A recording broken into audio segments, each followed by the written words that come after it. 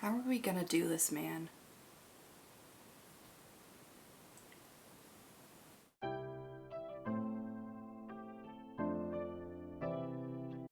Hey guys, welcome back to the Love Me a Latte channel.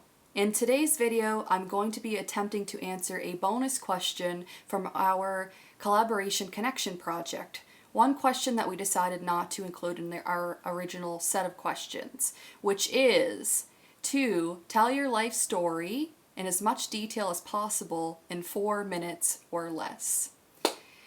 And the key to answering this question is to answer it without planning, trying to be vulnerable and on the spot with this, which is going to be really hard for me. I'm somebody that likes to have a plan going into a video or really any situation. So the INFJ in me is cringing just a little bit inside. But we're going to attempt this. I don't know how it's going to turn out. I could go under the time. I could go over the time. Who knows what will happen? Let's find out. So I got my phone here. My phone with my trusty timer. I just have to bring it up. Just 1 second. Look, where did it go, man? Where did it go? I've had this phone for like almost 2 years and I don't know what I'm doing. Okay, I found it. All right, so I got the 4 minutes. I don't know if you can see that set up there. We're gonna press start and we're gonna see what happens. All right, perfect. So let's throw it back to the beginning. So I was born in the East Coast of Canada in the mid-90s, and I don't really have a lot of memories in the 90s essentially. My memories mostly start in the 2000s when I would have started kindergarten. So my childhood overall was really good. I had a lot of good memories from my childhood. My parents really did a lot with my brother and we got to travel a lot, and we got to do a lot of things. And when we were traveling, we got to travel a lot with like our cousins and other family friends. So we always had other kids to play with. I grew up in the country, and my brother and I really just had each other. There weren't really any kids in our neighborhood that were our age. They were a lot older than us, or were like babies or something. So my brother and I spent a lot of time together, and we would do things like make plays. We'd do arts and crafts together. We one time built a float. I remember it was like a Halloween themed float. My brother and I were really artistic and creative, and we really enjoyed putting on like skits in front of our parents and doing like, theatery, artsy kind of things. And yeah, like overall childhood was great. I got to do a lot. And I think when I was younger, what I wanted to be when I grew up, I think was originally at one point would be like a singer or a dancer, which is really strange because I can't sing for crap. And probably I think veterinarian as well, because I always had a love for animals. Let's flash forward to middle school.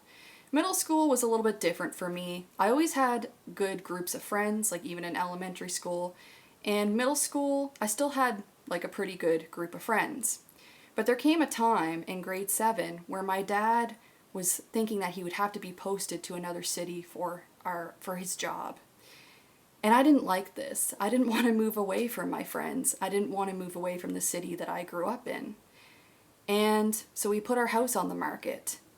Anyways, my dad was able to work something out, and we were actually able to stay in the city. But since our house was already on the market, we decided to move to a different house. And my dad really wanted to be closer to the uptown/downtown area of the city that we live in. So we ended up moving across the river essentially, which meant that I had to move to a different middle school right before I started grade 8. My brother was lucky. My brother is 2 years younger than me, so he just got to go from elementary school to a different middle school, which he would have done anyways. But for me, it was a harder transition because everybody already had their friend groups. And I remember making some friends with some people, and some of the people were really great people and really genuine people, but some of them were really mean to me. Girls were mean to me behind my back, essentially. I remember going away for a trip, and they were saying stuff behind my back to the guys in our class, and then the guys came back and said stuff to me.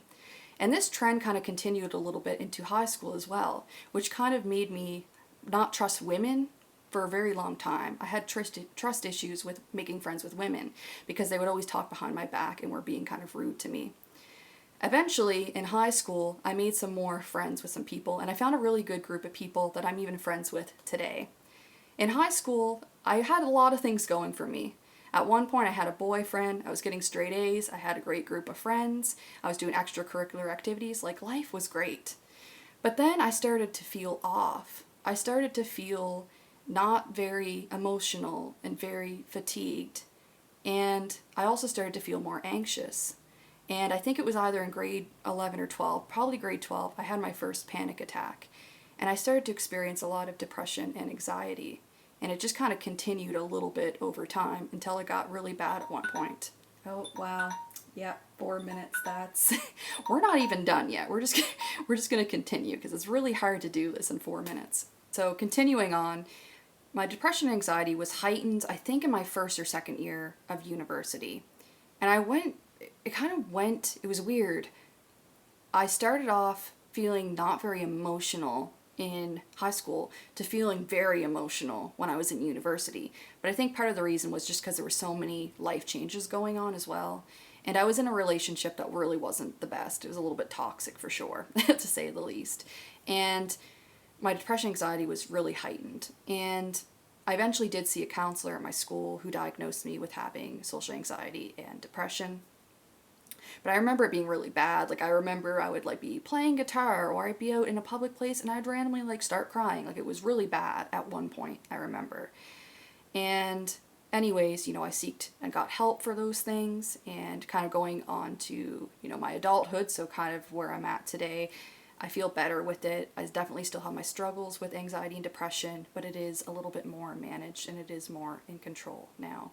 And I just feel like overall that I'm in a better place. In terms of careers, so my career path's interesting. So I originally wanted to be a pathologist, which I've mentioned in a previous video. I wanted to go to med school, but when I was in the school, I wasn't getting really good grades, and I found that I wasn't really enjoying the classes that I was taking. And the thing is, in the back of my mind, there was always something I was interested in. There was always something that I was studying in my free time, reading up about on the internet and reading books, and that was nutrition.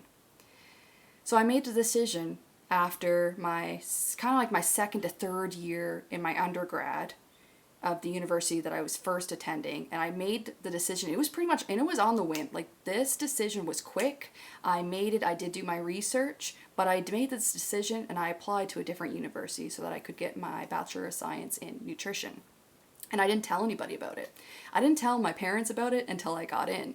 They were very shocked, I remember, and they were kind of upset about it. They wanted me to finish my degree here, and I said, no, I don't want to do this. I don't want to waste the money. I want to go and I want to pursue nutrition. So here I am today. I am officially graduated from the program, and I am in the middle of completing my dietetic internship so that I can be a registered dietitian. It's right now put on hold, which sucks, but I know that I will be able to continue it at some point and be able to have those credentials. Then after this internship, I have to write an exam and then register with that regulatory body, but then I'll be a registered dietitian, and I'm really excited and I'm looking forward to it. I love nutrition. I'm so passionate about it, and I'm so glad with the choice that I made in terms of my career. And I just wanted to add in this other point, so I'll put a card up above so that you can get more of the full story. But when I was in university, when I graduated university, I mentioned that I got out of a relationship where I became kind of codependent. And I really lost a sense of who I was, so my own self-identity, which I kind of struggled with over the years in general. So I started looking up some things for self-development. And I took that, like I said, the official MBTI, it's like a step 2 indicator test. And I got INFJ. So I started researching things about INFJs, and everything just clicked into place. I just felt like I was starting to find my people. I didn't feel so alone in my life. And I started to really take the time to improve on myself, to take what my weaknesses are and to really improve on that, to reflect back in the past, reflect on my life, and to improve on things in the past. What are things that I was able to change? That's what I focused on. And yeah, that just takes me to today. I do this YouTube channel now because I'm really passionate about self-improvement, self-development, and MBTI. So I have this YouTube channel to do this. This is kind of like my second passion besides nutrition, is to help people here on the YouTube, the internet. Anyways, that's about it for my story. It's really long. It's way over the time, but hey, that's life. I could go on and on and on forever, honestly. Like, this life thing is something that you could talk about forever. But thank you for sitting through this, for watching. Give it a thumbs up if you enjoyed it, and make sure to subscribe to myself and to my fellow collaborators, because some of them actually did this video as well, so you should definitely check out their videos. Thanks for watching.